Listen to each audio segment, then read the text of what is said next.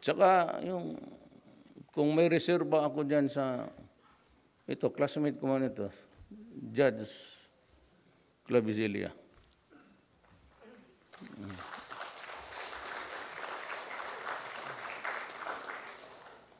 Ano na, Noy? Urago ni. Pati itong manager nito. Itong manager itong Padilla.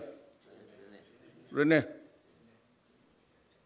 Wala kasi ayaw ang harap dito. Wala na kasing buhok.